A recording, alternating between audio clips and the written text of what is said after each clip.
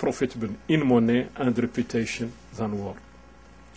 In terms of governance, clearly after 20 years of collapse, state institutions barely exist, and services are long gone or purely symbolic.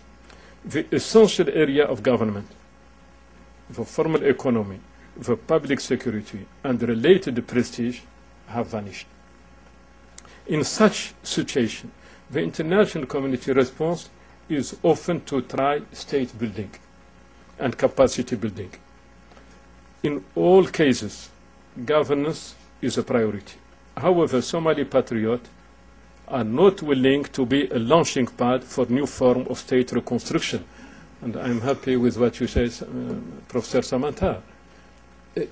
We cannot start from the bottom now. I mean, I'm not against, but again, Somalia is not a case study. We need a center, could be strong and deliver.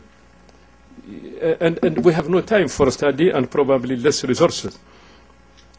There is no time enough or enough fund for this new exercise. Clearly, only good governance can provide security and prevent further regression in anarchy.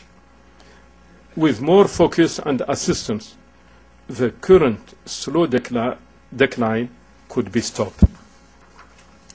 A step-by-step approach is indeed, as the new leadership learning its role and function on a daily basis, is needed. Step by step with compromise or rebuilding this place and that place and so on. How to look forward? I hope I'm not too long. No. Today, Mr. Chairman, the state legitimacy is somewhat established because Sheikh Sharif was in a way legitimate when he came to power in 2006. And that may seem an essential step. The legality on its side of a new institution is accepted.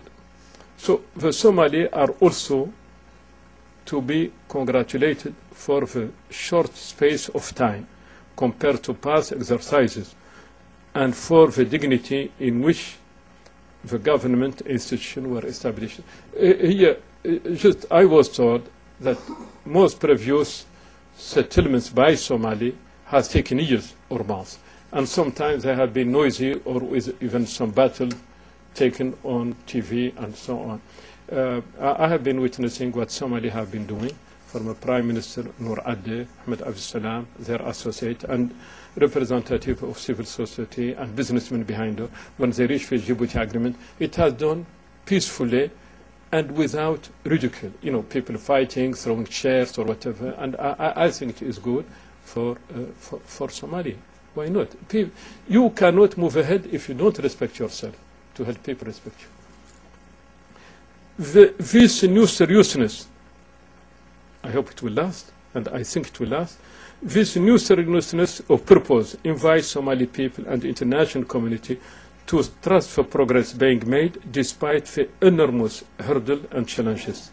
Few in the government have any experience at all. Some have not lived in the country for years. Still, they want to meet the desire for peace and the dignity of their people. Focused cooperation. One priority is to help government acquire the skills and know-how to start functioning efficiently. They should also need to explain to their own people and the external world what they are doing.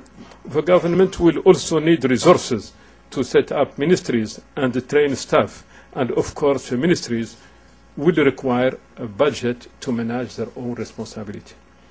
The President, money will also be needed for the local security forces and police, and simultaneously increased formal economy, not informal. Formal economy activities should help strengthen the security. Former combatants will need to be employed and reintegrated in society. This will secure the environment for development and stability. Security also allows the free functioning of a fair judiciary to address impunity in particular and to encourage reconciliation. Reborn and stronger civil society organization in all walks of life, women, business, and political and so on, should be free and able to contribute to the renaissance of Somalia. The same should be for the journalists who need protection. And Somali are very creative. They have more TV network than all African countries I know of, and functioning well. So this freedom of the media should be protected. The international community will have to be creative in its funding of the Somali peace process. And there is something here new. We have resources. The problem today, the major problem, is how to disperse them. And this is where we mention the payment of police. We have money to pay them, but the conditionalities are such that it took 12 months before paying policemen. They are young people, 40% of them deserted. This is part of big countries, US, Europe, the major donor. We have to, if we are interested in addressing this situation, we have to see how to be able to pay police. Of course, some money may disappear, and it should not evaporate. But we have to see, to make a choice. I mean, not to close the eyes on corruption, but to take priorities. And this is very, very important. We need to find a new and open, transparent way to get for money to the right people as quickly as possible, while responding to the concern of transparency from donors. The present stalemate on funding is unacceptable. Somalia needs serious seed money to start up again a new life. In fine, or in conclusion, it should not be up to the international community alone to support Somalia. The country has the longest coastline in Africa, with rich fish deposit and promising hydrocarbon indicators. It has well-placed port and airport. And more importantly, Somali are extraordinary entrepreneurial businessmen. I have seen them in the Middle East, I've seen them in Africa. They are great people. So this is a huge capital to start from. The diaspora send more than $1 billion home each year, though it is sent, unfortunately, through the clan system. And here we are.